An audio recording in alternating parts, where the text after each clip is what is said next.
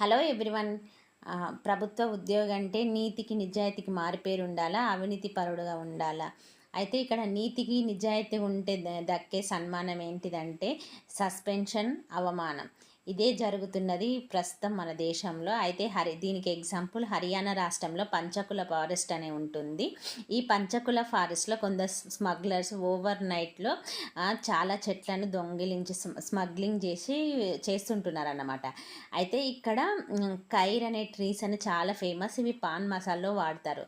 అయితే ఒక ఓవర్ నైట్లో ఈ కైర్ ట్రీలని స్మగ్లర్స్ రాత్రికి రాత్రే కొట్టేసి తీసుకెళ్తుంటే అక్కడున్న ఐఎఫ్ఎస్ ఆఫీసర్ విజయ్ కుమార్ గారు దీన్ని అడ్డుకున్నారు.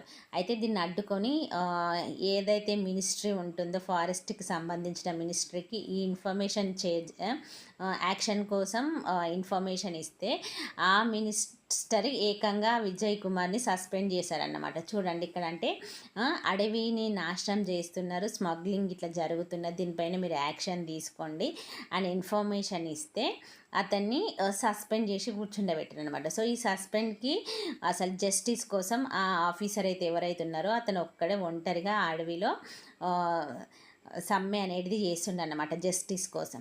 సో ఇట్లుంది మన దేశ పరిస్థితి. అంటే ఇప్పుడు అడవులను నరికేసేటోడు మంచోడు, అడవులను కాపాడేటోడు దేశద్రోహి, వాడు మంచోడు కాదు అండి.